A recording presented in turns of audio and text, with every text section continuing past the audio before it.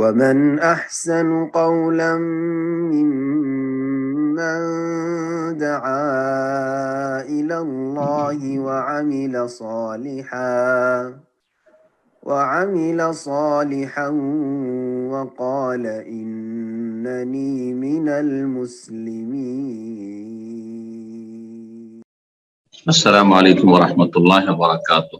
إن الحمد لله نحمده ونستعينه ونستغفره ونعوذ بالله من شرور أنفسنا ومن سيئات أعمالنا من يهده الله فلا مضل له ومن يضلل فلا هادي له وأشهد أن لا إله إلا الله وحده لا شريك له وأشهد أن محمدا عبده ورسوله صلى الله تعالى عليه وعلى آله وصحبه وسلم تسليما كثيرا أما بعد সম্মানিত দিনী ভাতৃমণ্ডলী, আল্লাহ রাব্বুল আলামিনের প্রশংসা এবং প্রিয় নবী সাল্লাল্লাহু আলাইহি ওয়াসাল্লামের উপর সালাত ও সালামের পর আজ রবিবার পহেলা জমাদার সানি 1444 হিজরি মোতাবেক 25 ডিসেম্বর 2022 আমাদের সাপ্তাহিক আলোচনা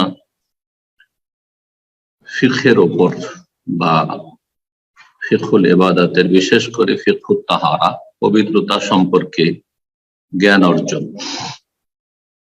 আজকে পর্ব নম্বর 3, বিষয়বস্তু পানি এবং পবিত্রতার প্রকরণ।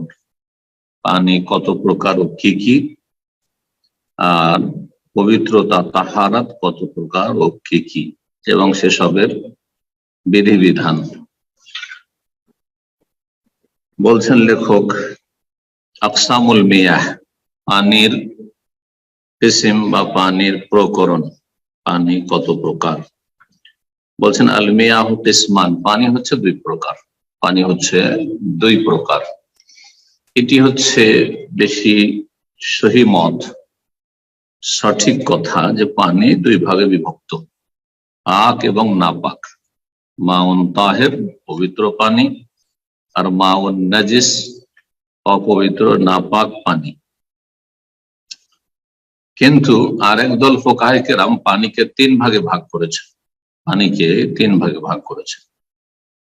তাদের কাছে পানি একরকম হচ্ছে মাউন তাহুর, এমন পানি যা নিজেও পবিত্র এবং অপরকেও পবিত্র করতে সক্ষম। তাহুর, নিজেও পবিত্র, তাহিরুন বেনাফসি, নিজে পাক, এবং মুতাহিরুন লিগাইরি, অন্যকেও পবিত্র করতে পারে। আর দ্বিতীয় রকম পানি তাদের কাছে মাউন তাহির, নিজে পাক কিন্তু অন্যকে পবিত্র করতে পারে না, পবিত্রতার কাজে আসে না। আর তৃতীয় হচ্ছে মাউন নাজিস, নাপাক বা অপবিত্র পানি। এটি বেশ কিছু ফুকাহা, বেশ কিছু মাযহাবে এরকমটা ভাগ করা হয়েছে, কিন্তু এটা আসলে ঠিক নয়, বরং পানি দুই ভাগে বিভক্ত। তাহলে যেটাই হচ্ছে তাহের পানি, পাক পানি, তার নাম হচ্ছে প্রথম কথা মা, পানি, আর দ্বিতীয় হচ্ছে তার বৈশিষ্ট্য গুণ যে সে পাক পবিত্র। যখন তার নাম পানি, তার নাম বদলে যায়নি, পানি বলা হচ্ছে, আর সেটা পাক পবিত্র, তাহলে তার দ্বারা পবিত্রতা অর্জন করা সম্ভব। জি, সুতরাং পানিকে এইভাবে 3 ভাগে ভাগ করার কোনো প্রয়োজন নেই, যে একটি হচ্ছে তাহুর আর একটি হচ্ছে তাহের।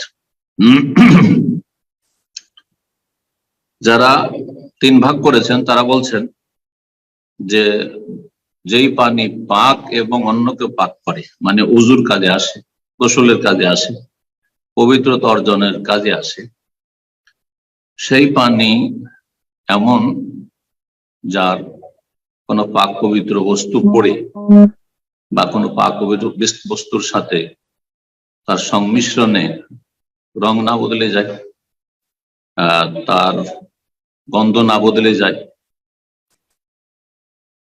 ইত্যাদি, এসব, অথবা তার স্বাদ না বদলে যায়। যে 3টি দিক রয়েছে পানির, 3টি দিক, একটা হচ্ছে রং, আর একটি হচ্ছে স্বাদ, আর একটি হচ্ছে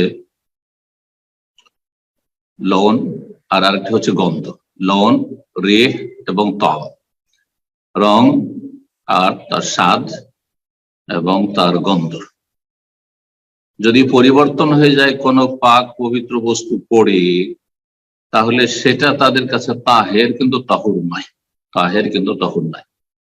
যেমন তারা বলছে এমন পানি যে পানিতে যখন সাবান পড়েছে, সাবান বা সার্ফ পড়েছে, পাক পবিত্র সাবান সার্ফ, আর সেটাতে পানির রং বদলে গেছে, বলছে এতে এটা তাহের পাক কিন্তু মোতাহের নয় বা তহুর নয়। এজন্য তারা তিন ভাগ করেছে। এরকম আরেকটি উদাহরণ দেওয়া যেতে পারে, আমাদের দেশে পাট যে পানিতে ডুবিয়ে রাখা হয়, জাগ দেওয়া বলে থাকি, সেটা সপ্তাহ 10 দিন পাট ডোবানো থাকলো, আর তারপরে তখন পাটটাকে ছাড়িয়ে নেওয়া হয়, তা পাটটা ঠিক।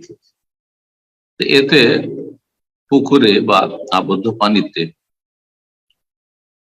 যেগুলো আবদ্ধ পানি প্রবাহিত পানি নয়, তাতে যখন এই জাগ দেওয়া হয় বা বেশি পাতা পড়ে গাছের পাতা, তখন রং বদলে যাবে, রং তখন আর পানির যে রং থাকে স্বাভাবিক সেটা থাকে না। বলছে এটা তাহের, তাদের কাছে মোতাহের নয়। কিন্তু যারা বলছেন যে দুই রকম পানি, তারা বলছেন যে পানির নাম বহাল থাকতে হবে, পানির নাম বহাল থাকতে হবে এক, আর সেটি পাক হইতে হবে কোনো নাপাক বস্তু পড়ার কারণে তার রং অথবা স্বাদ অথবা গন্ধ পরিবর্তন হয়ে যায়, তাহলে সেটি হচ্ছে পাক পবিত্র এবং সেটি মোতাহের, সেটি অন্য কেউ পবিত্র করতে পারে।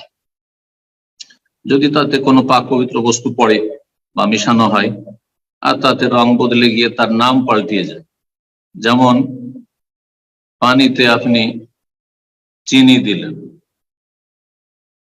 পানিতে যখন চিনি দিলেন তো মিষ্টি হয়ে গেল, তখন আর তার নাম পানি থাকলো না, শরবত হয়ে গেল, নাম বদলে গেছে। শরবত দিয়ে উজু করবেন, গোসল করবেন না। এইরকমই পানিতে আপনি চা দিলেন, চা বানিয়ে নিলেন, তখন আর তার নাম পানি থাকলো না, চা হয়ে গেল, তাহলে সেটা দিয়ে তাহারাত অর্জন করা যাবে না, কারণ তার পানির নাম পরিবর্তন হয়ে গেছে। তো যাই হোক, লেখক যা বলছেন সেদিকে আসি, কথা না বাড়িয়ে, এতটাই যথেষ্ট আমাদের জন্য। পানি দুই ভাগে বিভক্ত, একটি হচ্ছে পবিত্র আর একটি হচ্ছে অপবিত্র। যেটি পবিত্র সেটি অন্য কেউ পবিত্র করতে পারে। বলছেন যে পবিত্র পানি কি, বলছে অহওয়াল বাকি আলা খিলকাতি, যেটি তার আসল সৃষ্টিগত অবস্থায় বহাল থাকে, যেভাবে আল্লাহ পানিকে সৃষ্টি করেছেন সে অবস্থায় রয়েছে। কামাউল মাতার, যেমন বৃষ্টির পানি, মাউল বাহার, সাগরের পানি যদি লোনা, তার স্বাদ আলাদা, কিন্তু সাগরের পানি আর পাক বস্তু তাতে আছে, লবণ আছে। অমাউন নাহার, নদীর পানি। আর এইরকমই যদি মাটির তলা থেকে পানি বেরিয়ে আসে, যেমন আমাদের নলকূপের পানি, কুয়ার পানি ইত্যাদি, কোন যন্ত্রের সাহায্যে, সেটা বলছেন আজবান, মিষ্টি পানি হোক, মালেহান, লোনা হোক, লবণাক্ত হোক, হারান ওয়ারেদান, গরম হোক বা ঠান্ডা হোক। এটি হচ্ছে মায়ের তাহের, যেটি তাহের সেটি হচ্ছে তাহুর, পবিত্রতা দানকারী, যার দ্বারা পবিত্রতা অর্জন করা জায়েজ। দ্বিতীয় হচ্ছে মাউন নাজিস, নাপাক পানি, অপবিত্র পানি। সেটা কি, যার রং পরিবর্তন হয়ে গেছে, পানির রঙই পরিবর্তন হয়েছে, অথবা স্বাদ পরিবর্তন হয়ে গেছে, অথবা তার যে গন্ধ পানির অবস্থায় নেই, তাতে একটা দুর্গন্ধ হয়ে গেছে। বেনাজাসাতিন, কিসের কারণে, কোনো পাক পবিত্র বস্তু কারণটা নয়, সেটা কোন নাপাকি তাতে মিশে যাওয়ার কারণে। কালিলান কানাল মা ওয়া কাসীরান, পানির পরিমাণ কম হোক অথবা বেশি হোক, পানির পরিমাণ কম হোক অথবা বেশি হোক। এটি হচ্ছে ইমাম আহমদ রাহিমাহুল্লাহর মত, এটি অধিকাংশ মুহাদ্দিসদের মত, যে পানির পরিমাণ কম অথবা বেশির কোনো পার্থক্য নেই, কম হোক আর বেশি হোক। পানি যদি তাতে কোনো নাপাক বস্তু পড়ার কারণে তার যে তিনটি বৈশিষ্ট্য গুণ রয়েছে, রং, স্বাদ আর গন্ধ, পরিবর্তন যদি হয়ে যায়, নাপাক বস্তু পড়ার কারণে, তাহলে সেই পানি নাপাক। আর যদি পরিবর্তন না হয় এই তিনটি বা তিনটির কোনো একটি পরিবর্তন হয়নি, রঙও ঠিক আছে আর স্বাদও ঠিক আছে, তাতে গন্ধ হয়নি, কিন্তু নাপাকি পড়েছে, কোনো অসুবিধা নেই, তাতে কোনো অসুবিধা নেই। এই ক্ষেত্রে সর্বনিম্ন পানির কোনো পরিমাণ নেই হাম্বলি মজহাবে। পক্ষান্তরে শাফি মজহাবে 2 কুল্লা আর হাদিস যেটি তার উপর আমল করা হয়েছে 2 কুল্লা। দুটো বড় মটকা, যে মটকা আরব দেশে প্রসিদ্ধ ছিল সেটা ছিল তেলালে হাজার। আরব দেশের হাজার এলাকা হচ্ছে আমাদের এখান থেকে 150 কিলোমিটার দূরে আল হাসা, সেই এলাকায় বড় বড় মটকা তৈরি হইতো সেই যুগে মাটি। তো 2 মটকা পরিমাণ পানি, এরকম পানি যদি হয়, এর নিচে হয়, তাহলে যদি নাপাকি পড়ে আর তার কোনো কিছু স্বাদটা কিছুই বদলেনি, স্বাদও বদলেনি, তাতে পরিবর্তন আসেনি, রঙে তাতে পরিবর্তন আসেনি, কোনো দুর্গন্ধ আসেনি, কোনো গন্ধ হয়নি, তারপর নাপাক, সেটি শাফি বলে। এদা কানাল মাকুল্লাতাইন লাম ইয়াহমিলুল খাবাস, 2 কুল্লা যদি পানি থাকে 2 মটকা, তাহলে তাতে কোনো নাপাক বস্তু পড়ে গেলে তাতে যদি তার বৈশিষ্ট্যগুলি যে 3টি রয়েছে তার কোনো কিছু পরিবর্তন না হয়, তাহলে সেটা নাপাক হবে না। কিন্তু এই হাদিস মুহাদ্দিসিনদের অনেকের কাছে জয়ীফ, সুতরাং মুহাদ্দিসিন কেরামরা এই হাদিস আমল করেনি অধিকাংশরাই, এইরকমই বিশেষ করে হানাবেলা তারা। জি, তো নাপাক পানির হুকুম কি, বিধান কি, তা দিয়ে কি পবিত্রতা অর্জন করা যায়? বলছে হুকুম, তার বিধান হচ্ছে আন্নাহুল্লাহ যুজুতা তাহুরবি, তা দিয়ে পবিত্রতা অর্জন করা যাবে না। নাপাক অপবিত্র পানি দিয়ে উযু গোসল করা যাবে না। তারপরে লেখক আলোচনা করছেন কয়েকটি মাসাইল, ভিন্ন ভিন্ন মাসাইল। নাপাক পানি পাক হওয়ার কোন ব্যবস্থা আছে কিনা, বা পাক করার কোন ব্যবস্থা আছে কিনা। কারণ পানি নাপাক হয়ে গেছে, অপবিত্র হয়ে গেছে, এখন তাকে পবিত্র কেমন করে করা যাবে? কূপে এমন কোন নাপাক বস্তু পড়েছে যাতে পানি নাপাক হয়ে গেছে, কুয়াতে, অথবা আপনার কোন এমন জায়গায় পুকুরে, যাতে এই যে 3টি গুণ রয়েছে, রং, স্বাদ, এগুলো পরিবর্তন হয়ে গেছে ইত্যাদি। কিভাবে পাক করা যেতে পারে? না সবসময় নাপাকই থাকবে, বলছেন ইয়াতহুরুল মাউন নাজিস, নাপাক পানি পাক হয়ে যাবে, পাক করা সম্ভব। বেজাওয়ালে তাগায়্যুরিহি বিনাফসিহি, নিজে থেকে ধীরে ধীরে যদি সেটা পরিবর্তন হয়ে যায়। একবার কোন নাপাক বস্তু পড়েছে আর তারপরে দীর্ঘ সময় থেকে সে নাপাকি নিশ্চিহ্ন হয়ে গেছে, আর তাতে যে অবস্থার পরিবর্তন ঘটেছিল সেটা স্বাভাবিক অবস্থায় ফিরে চলে এসছে, সেটা তো হইতে পারে। অথবা কূপে যে পানি ছিল যেহেতু নাপাক হয়ে গেছে, পুরো কুয়ার পানি সেচ করে ফেলে দেওয়া হয়েছে, তারপরে নতুন পানি বেরিয়ে এসছে, এটা একটা। এজাফাত মাইন ইলাইহি, অথবা অল্প পানি ছিল তো তাতে নাপাক হওয়াটা স্পষ্ট ছিল, কিন্তু তাতে আরো বেশি করে পাক পবিত্র পানি মিশিয়ে দেওয়া হয়, যাতে যে পরিবর্তনটা চলে এসেছিল, ধরেন রং পরিবর্তন হয়ে গেছে অথবা স্বাদ পরিবর্তন হয়ে গেছে, একটা গন্ধ এসেছিল, বেশি পানি, আরো 10 লিটার পানি আছে, তাতে আর আপনি 30, 40, 50 লিটার আরো মিশিয়ে দিন, তখন আর সেই যে নাপাক হওয়ার কারণ যেগুলি, সেগুলি হচ্ছে তার স্বাদ পরিবর্তন হয়ে যাওয়া, রং পরিবর্তন হয়ে যাওয়া, দুর্গন্ধ চলে আসা, সেটা চলে গেছে, যখন চলে গেছে পাক হয়ে গেছে।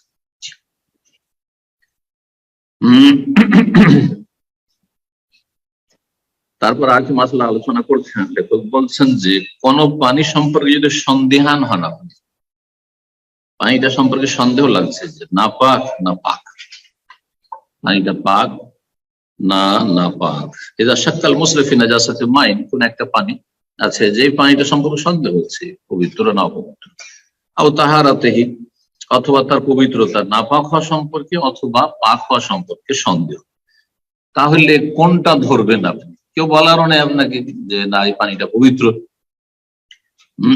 সন্দেহ হচ্ছে, বলছে বনিয়া আলাল আসল, বাবা না আলাল আসল, যেটা আসল সেটার উপর আপনাকে বুনিয়াদ রাখতে হবে, যদি আসল হয়, যে আসল হচ্ছে যে এই পানিটা পাক হওয়ার কথা, এতে এমন কিছু দেখছি না বা জানছি না যেটাতে নাপাকির কোনো কিছু আছে, অপবিত্রতার কিছু আছে, তাহলে সেটা হচ্ছে আসল। আর সেটা হচ্ছে আন্নাল আসল ফি তাহিরাত তাহারা, পাক পবিত্র বস্তু, পানি হচ্ছে পাক, নিজে হচ্ছে তার আসল। আর তাতে এমন কিছু যখন প্রমাণ নেই, তাহলে সেটাকে পবিত্রই ধরে নিতে হবে, পবিত্র ধরে নিতে হবে। তারপর আর একটি মশলা আলোচনা করেছেন, দুটো পানি আছে, কিন্তু দুটো পানিতে আপনার মানে একাকার হয়ে গেছে, পাশাপাশি দুটো পানি, একটা পাক ছিল আর একটা না পাক ছিল, দুটো একই রকমের পাত্র ধরেন। এখন আর বুঝতে পারছেন না যে একটা না পাক ছিল আর একটা পাক ছিল, এখন ভুলে গেছে কোনটা পাত্রের পানি পাক ছিল কোনটা না পাক। ইজাস্তাবাহা মাউন তাহিরুন বিনাজাসিন,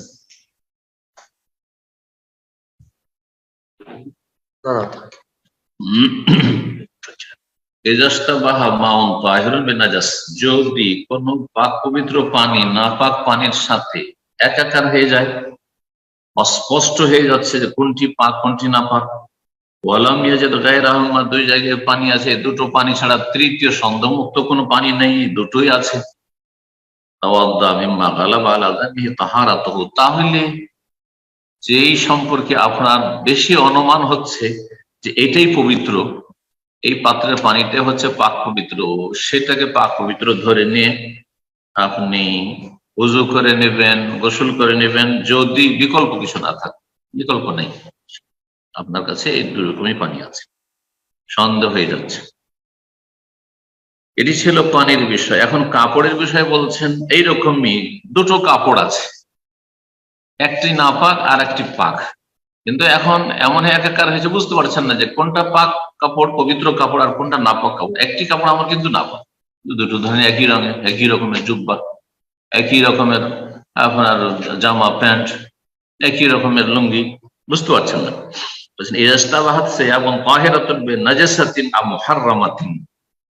যদি একটি পাক পবিত্র কাপড় আর একটি নাপাক কাপড়ের সাথে অথবা হারাম কাপড়ের সাথে একাকার হয়ে যায়, বিষয়টা অস্পষ্ট হয়ে গেছে, তাহলে হয় কাপড়টি নাপাক আর একটি কাপড়, আর না হইলে হারাম। হারাম মানে চুরি করা, বেইমানি করা,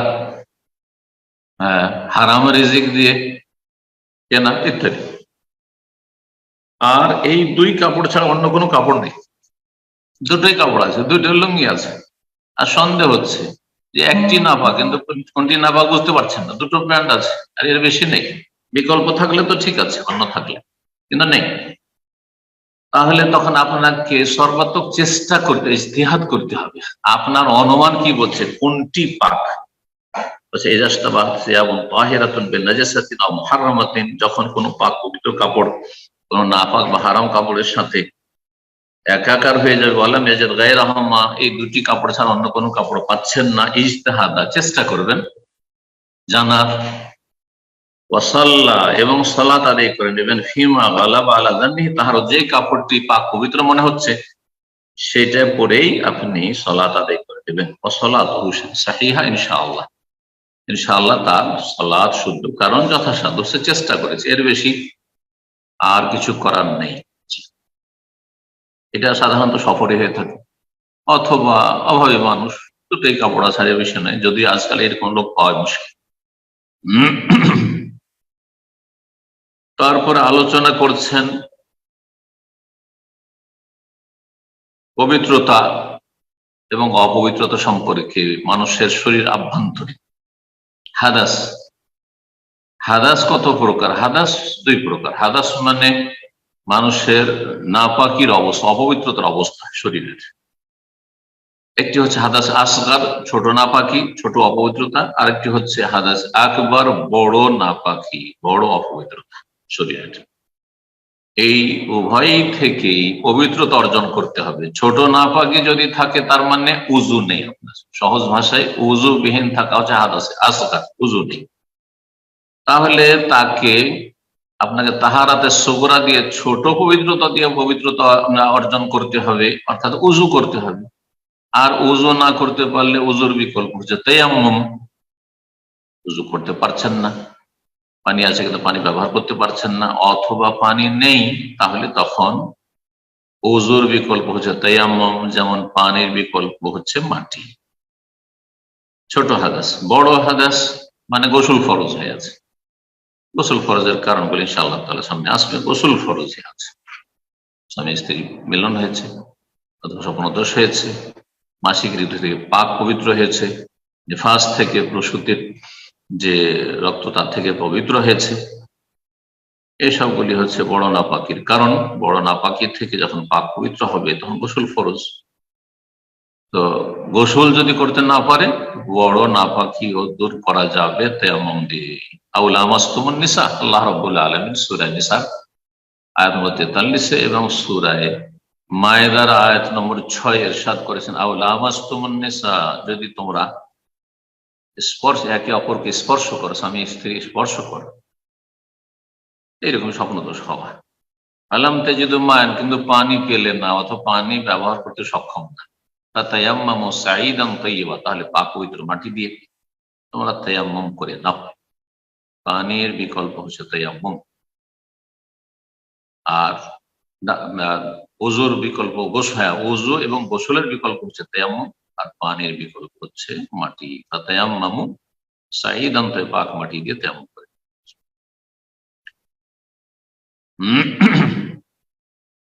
তো বলছেন যে আত-তাহারাত মিনাল হাদাসিল আসগারি আউল আকবারি তাকুনু বিল মা, নাপাকি হোক অথবা বড় নাপাকি হোক, ওযু নেই অথবা গোসল ফরজে আছে, উভয় অবস্থায় পবিত্রতা অর্জন করবে কিসের দ্বারা? তাকুনু বিল মা, পানির দ্বারা। ওযু করবে কিংবা গোসল করবে। ফাইন লাম ইউজাদিল মা, পানি পাওয়া যাচ্ছে না, পানি নেই। আও খাফাত দারার বিস্তেমালি, পানি হয়তো আছে কিন্তু পানি ব্যবহার করলে ক্ষতি হওয়ার আশঙ্কা রয়েছে, তায়াম্মামা, তাহলে তায়াম্মুম করবে। ক্ষতি হওয়ার আশঙ্কা রয়েছে। ক্ষতি হওয়ার আশঙ্কাটা কেমন, কি ধরনের? আজকাল অনেকে সুবিধাবাদী, দুর্বল ইমানের মানুষ সুবিধাবাদী। এই শীতের সময় পানি হয়তো গরম করতে পারবে, বাড়িতে পানির ব্যবস্থা, গরম পানির ব্যবস্থা আছে, অথবা পানি গরম করে নেওয়ার ব্যবস্থা আছে, চুলা আছে, না গরম করবে না। আর বলছে যে এই ঠান্ডা পানিতে গোসল করলে, উযু করলে আমার খুব কষ্ট হয়। না না, শুধু কষ্ট হয় যথেষ্ট নয়। কি হইতে হবে? এটা জরুরি তা হচ্ছে তিনটি অবস্থা বলবো আজকে। একটি হচ্ছে যে যদি গোসল করে বা উযু করে তো প্রাণনাশের ভয় আছে, মরে যাওয়ার ভয় আছে এই ঠান্ডায়, ঠান্ডা পানিতে উযু গোসল করে, অথবা অসুস্থ রোগ বৃদ্ধি হওয়ার আশঙ্কা রয়েছে, রোগ বেড়ে যাওয়ার আশঙ্কা রয়েছে। তৃতীয় অবস্থা হচ্ছে যে রোগের চিকিৎসা চলছে, রোগ বেড়ে না গেল, রোগের যে চিকিৎসা সেটা বিলম্ব হয়ে যাবে, ওষুধ খেয়েও ভালো হবে না সতর্ক না থাকলে। পানি ব্যবহার করলে রোগের আরোগ্যে বিলম্ব হতে পারে। এই তিনটি যদি অবস্থা থাকার, এমনি শুধু ঠান্ডা লাগছে তাই গোসল করব না, অথচ শরীর সুস্থ রয়েছে, কোন রকমের এমন কোন আশঙ্কাও নেই যে ক্ষতি হয়ে যাবে এরকম কিছু, এই জন্য খাফাত দার লেখক সংখ্যা বলেছেন যে ক্ষতির ভয় রয়েছে, ঠান্ডা লাগছে এমনটা যথেষ্ট নয়।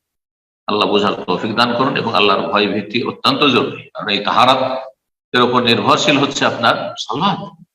যদি আপনার উযু ফরজ থাকার তায়াম্মুম করে আপনি সালাত পড়ে নিলেন, হবে না।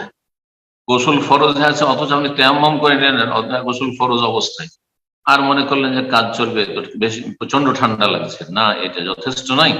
তারপরে আপনার কাছে পানি গরমের ব্যবস্থা আছে কিনা বা গরম করার ব্যবস্থা আছে কিনা। জি, অনেকেই কিন্তু এগুলো খেয়াল করেন না। জি, তারপরে বলছেন দেখো, আত-তাহারাতু মিনাল খাবাসি আলাল বাদানি আবিস সাওবি আবিল বুকাতি তাকুনু বিল মাই আও গায়রি মিনাস সাওয়াইলি আবিল জামিদাতি তাহিরাত আল্লাতী তুজিলু তিলকাল আইনিল খাবিসা বিআইয়ি মুজিলিন তাহির। এতক্ষণ তো যে মশলাটি আলোচনা হলো সেটা হচ্ছে হাদাস, যেটা শরীরের সাথে সম্পর্কিত নাপাকি, ছোট নাপাকি, বড় নাপাকি, শরীরের ওযু নেই অথবা গোসল ফরজে আছে, তার পবিত্রতা পানি দ্বারা হবে, পানি পাচ্ছে না অথবা পানি ব্যবহার করলে ক্ষতির আশঙ্কা রয়েছে, সুতরাং তেমন। কিন্তু যদি নাপাক বস্তু লেগে থাকে গায়ে, শরীরে, অথবা কাপড়ে, অথবা সালাতের স্থানে, তাহলে সেই নাপাক বস্তু কিভাবে দূর করবেন? সেই নাপাকি থেকে, নাপাক বস্তু থেকে কি করে আপনার শরীর পবিত্র করবেন, আপনার কাপড়কে পবিত্র করবেন, আপনার মুসাল্লা যায় নামাজকে বা সালাতের জায়গা যেখানে সালাত আদায় করছে সেই মাটিতে নাপাকি আছে, সেই জায়গাটি কিভাবে পবিত্র করবে? বলছেন আত-তাহারাত মিনাল খাবাস, মানে নাজাস, নাপাক বস্তু থেকে পবিত্রতা হচ্ছে সেই নাপাক বস্তু আলাল বাদান, শরীরে হোক, আবিল সব অথবা শরীরে যে পরিধান করেছেন কাপড়ে হোক, আবিল বুকআতি অথবা সালাতের স্থানে হোক, তা কোনো বিলমা পানির দ্বারা হবে। পানি ব্যবহার করতে নাপাকি দূর করার জন্য আসল হচ্ছে পানি দিয়ে শরীরে সেই নাপাক জায়গা, কাপড় যে সেই যে জায়গাটুকু নাপাক নিশ্চিত, আর যদি সন্দেহ থাকে যে জানি না গোটা কাপড়ে কোথায় ছড়িয়ে ছিটিয়ে গেছে নাপাকি, তাহলে গোটা কাপড় ধুইতে হবে। আর যদি নিশ্চিত জানা থাকে যে এতটুকু জায়গায় শুধু নাপাকি আছে, ততটুকু ধুয়ে নেওয়া যথেষ্ট। পানির দ্বারা হবে। আচ্ছা, পানির নাই কিন্তু পানির বিকল্প আছে, আও গায়রিহি মিনাস সাওয়াইল, এমন কোন তরল পদার্থ রয়েছে, আজকাল অনেক কিছু তৈরি হয়েছে কেমিক্যালের যুগে, সেসব তরল দিয়ে, অথবা কোনো তরল নয় শুকনো কিছু রয়েছে পদার্থ, সেটা দিয়ে তাহেরা, যেটা পবিত্র এবং সেটাতে নাপাকি দূর করা সম্ভব, সেটা দিয়ে নাপাকি দূর করা সম্ভব। যে কোনো, বলছেন বেআইয়ে মুজিলিন তাহির, যে কোনো এমন কোন পবিত্র বস্তু যা নাপাকিকে দূর করতে সক্ষম। আর একটি মাসালা হচ্ছে যে উজুর জন্য যে পাত্র ব্যবহার করবেন, কোন পাত্র ব্যবহার করবেন? বলছেন যে কোনো পাত্র ব্যবহার করতে পারেন আপনি, সেটা আপনি চামড়ার করেন, আর আপনি প্লাস্টিকের করেন, আর মাটির করেন, আর পিতলের তামার করেন, কাঁসার করেন, আর কিছুই করেন, কিন্তু স্বর্ণ চাঁদি নাই, স্বর্ণ চাঁদি নাই। বাহু ইস্তেমাল কুল্লি ইনাইন তাহির, প্রত্যেক পাক পবিত্র পাত্র ব্যবহার করা জায়েজ উজুর জন্য এবং অন্যান্য পবিত্রতার জন্য, গোসলের জন্য। মালাম ইয়াকুনিল ইনাউ মাকসুবান, কিন্তু যেন সেই পাত্র কারো বেঈমানি করা না হয়। বেঈমানি করা, হারাম পাত্র চুরি করা, চুরি করে নিয়ে এসছে, অনেকে মসজিদে স্যান্ডেল চুরি করে, আরো দেশে চুরি হয় মাঝে মাঝে, মসজিদের স্যান্ডেল চুরি করে নিয়েছে, চুরি করা হারাম সে স্যান্ডেল। এইরকম হয়তো কোনো পাত্র চুরি করে নিয়ে এসছে, তাতে পানি রাখা আছে, বালতি চুরি করেছে, লোটা চুরি করেছে, যদি বেঈমানি, কারো বেঈমানি করে নিয়েছে, ছিনিয়ে নিয়েছে, অথবা সেটি হচ্ছে গোল্ডের, সোনার, আবিল ফিদদা অথবা চাঁদের, সিলভারের, তাহলে হারাম। জি, নর নারী সকলের জন্য পাত্র ব্যবহার করা স্বর্ণের চাঁদির হারাম। মহিলাদের জন্য শুধু গয়না, যার কথা সামনে আসছে আলোচনায়। এইরকম স্বর্ণ চাঁদের পাত্র তৈরি করা এবং তা ব্যবহার করা সবটাই হারাম। যেখানে পাত্র ব্যবহার করাই জায়েজ নয় কোনো মুসলিমের জন্য স্বর্ণ চাঁদির, তাহলে সেটা বানানো এবং সেটা যদি মার্কেটে তৈরি হয়, কোনো কোম্পানি তৈরি করছে, সেটা বাড়িতে রাখা, শোয়ের জন্য রেখেছেন টেবিলের ওপর, স্বর্ণের একটা লোটা, ঘটি, গ্লাস রেখেছেন, না, হারাম, জায়েজ নাই, সেটি হচ্ছে ইত্তেখায। জি, ফাইন তাওয়াদ্দা আহাদুম মিনহা, যদি কেউ উযু করে কোন স্বর্ণের অথবা চাঁদির পাত্র থেকে, তো উযু হবে কি হবে না? বেঈমানি করা, চুরি করা লোটাতে উযু করেছে, জি, এইরকম চুরি করা স্যান্ডেল পরে মসজিদে গিয়েছে, অনেকে মসজিদ নববীতে আসে, আল্লাহ হেদায়েত করুক, আর তাদের জ্ঞান বুদ্ধির অভাব বা শিক্ষার অভাব কোন একটা জায়গায় রেখে দিয়েছে, আর ওখানে পৌঁছিতেই পারলো না, ও নাম্বারটা মুখস্থ রাখলো না, যে ওই যে সেলফ গুলো রাখা আছে, জুতো রাখার, মনে রাখলো না, অথবা সেখানে পৌঁছিতে পারলো না, তখন মনে করে যে আমারটা তো হারিয়েই গেল, তো কোন একটা নেওয়া যায়, যে কোনো একটা নিয়ে টান দিল, যে কোনো একটা নিয়ে টান দিল। এইরকম মাঝে মাঝে আমরা ধরে ফেলে দেখছি যে আমাদের কারো বা আমার হয়তো নিয়ে টান দিচ্ছে, আরে এটা কেন, বলছে ও আমারটা হারিয়ে গেছে, তোমারটা হারিয়ে গেছে সেই জন্য, বা তোমারটা পর্যন্ত পৌঁছিতে পর্যন্ত সেই জন্য নেওয়া যায়, হারাম। আল্লাহ হেদায়েত করুক। তো যদি কেউ চুরি করা স্যান্ডেল পরে মসজিদে আসে, চুরি করা স্যান্ডেল, জুতা পরে, কাপড় পরে সালাত আদায় করে, তো সালাত হবে কিনা? সালাত হয়ে যাবে, কিন্তু তার গুনাহ হবে, সে গুনাহগার এই বেঈমানি চুরির জন্য। বলছে ফাইন তাওয়াদ্দা আহাদুম মিনহা, কেউ যদি স্বর্ণ চাঁদের পাত্র দিয়ে উযু করে, অথবা হারাম বেঈমানি করা, চুরি করা কোনো পাত্র থেকে উযু করে, গোসল করে, ফাউযুহু সাহিহ, তার উযু গোসল সহিহ, মাল ইসমে, কিন্তু তার গুনাহ, তার গুনাহ। আর একটি মশলা, সেটা হচ্ছে কাফেরদের পাত্র ব্যবহার করা যায় কিনা। কাফেরদের পাত্র ব্যবহার করা যায় কিনা। বলছে তোবাহ আনিয়াতুল কুফার, কাফেরদের পাত্র ব্যবহার করা যায়। এইরকমই কাফেরদের কাপড় চোপড় ব্যবহার করা। মুসলিম সাথী সঙ্গী আছে, অনেকে রুমমেট আছে, ব্যাচেলর থাকেন, অথবা কোথাও সফরে গেছেন, একই কোম্পানি দুজন কাজ করেন, একই জায়গায় আছেন, আসলে তাদের কাপড় ব্যবহার করা জায়েজ কিনা। বলছেন যে কাফেরদের পাত্র এবং কাপড় ব্যবহার করা জায়েজ ইন জাহেলাহা লাহা, যদি তার অবস্থা না জানা থাকে। অবস্থা জানা নেই, পাক না নাপাক জানা নেই। আপনার কোনো অমুসলিম সঙ্গী আছে, তার একটা কাপড় জামা কাপড় আছে, পরে আপনি সালাত পড়ে নিন, জায়েজ। লিয়ানাল আসলা, তার কেন জায়েজ? আসল হচ্ছে পাক পবিত্র, আসল হচ্ছে পাক পবিত্র হওয়া। কিন্তু যদি জানা থাকে যে সে এই কাপড়টিকে নাপাক করেছে, কিছুক্ষণ আগে দেখেছি যে এই প্যান্টটি পরেছিল আর সেটা সে পেশাব করেছে, সেটা থেকে দাঁড়িয়ে আর তারপরে ছিটে পড়েছে, অথবা সে ইস্তেঞ্জা করেনি, তারপরে সে ইস্তেঞ্জা করেনি, পানি ব্যবহার করেনি, ঢেলাকুলুকু ব্যবহার করেনি, সুতরাং নাপাকি লেগেছে এই কাপড়ে, যে কোনো ভাবে নাপাকি লাগুক না কেন, তাহলে তখন জায়েজ নয়। আসল হচ্ছে অমুসলিমের কাপড় হলেও সেটা হচ্ছে পাক। যদি জানতে পারে যে সেটা নাপাক হয়ে গেছে, তাহলে ওয়াজাবা গাসলুহা বিল মাই, পানি দিয়ে ধৌত করা ফরজ, আর তারপরে ব্যবহার করতে পারবেন। আচ্ছা, এখন আরেকটি মশলা বলি, কারণ এই ক্ষেত্রে অনেকেই কিন্তু বাড়াবাড়ি করে থাকে, আমি দেখেছি। সেটা হচ্ছে কাপড়গুলি অমুসলিম দেশ থেকে বেশি আসে, মেড ইন চায়না, চায়না থেকে আসছে, সিঙ্গাপুর থেকে আসছে, বিভিন্ন দেশ থেকে কাপড়গুলি আসছে, ধরেন ইন্ডিয়া থেকে আসছে। এই যে কাপড়গুলি আসছে দোকানপাট থেকে নিয়ে আসলো, রেডিমেড কাপড়, অথবা থান নিয়ে আসলো, থান থেকে জুব্বা তৈরি করলো, জুব্বা তৈরি করার পরে সরাসরি ব্যবহার করে, বলছেন না এটা তো চায়না থেকে এসছে, কাপড়টা মেড ইন জাপান, জাপান থেকে এসছে, তো অমুসলিমরা তৈরি করেছে, সুতরাং যতক্ষণ ওই জুব্বা না ধুইবে ততক্ষণ সালাত আদায় করা জায়েজ মনে করেন না। এটা বাড়াবাড়ি। আসল হচ্ছে পাক। আপনি কোনো নাপাক কিছু দেখছেন না, অমুসলিমরা তৈরি করেছে, অমুসলিম কোম্পানিতে কাপড়গুলি তৈরি করা হয়েছে, কোনো অসুবিধা নেই। কাপড় আসল হচ্ছে যে পাক, যদিও সেটা কাফের কোন ব্যক্তি মালিকানার কাপড় হোক, কাফের কোম্পানি থেকে আপনার কাপড় কেনা হোক, মার্কেট থেকে আপনি কাপড় কিনে নিয়ে এসছেন, ধোয়া আবশ্যক মনে করলে সেটি চরমপন্থা হবে। আল্লাহ বুঝার তৌফিক দান করুন। যেহেতু স্বর্ণ চাঁদের পাত্রের কথা আসলো, সেজন্য এই মর্মে একটি হাদিস নিয়ে এসেছেন লেখক, আলোচনা করে দিই। বলছেন হুকম ইস্তেমাল আওয়ানি যাহাব ওয়াল ফিদ্দা, স্বর্ণ এবং চাঁদির পাত্র ব্যবহার করার বিধান। বলছেন ইয়াহরুম আলা রিজাল ওয়ান নিসা, নর নারী সকলের জন্য, পুরুষ নারী সকলের জন্য হারাম, আল আকলু ওয়াশ শুরব, পানাহার করা, ফি আনিয়াতি যাহাব ওয়াল ফিদ্দা, স্বর্ণ চাঁদির পাত্রে, স্বর্ণ চাঁদির থালায়, স্বর্ণ চাঁদির গ্লাসে পানাহার করা, এসব জায়েজ নাই। ও জামিআন ওয়াল ইসমাল, এইরকমই সমস্ত রকমের ব্যবহার।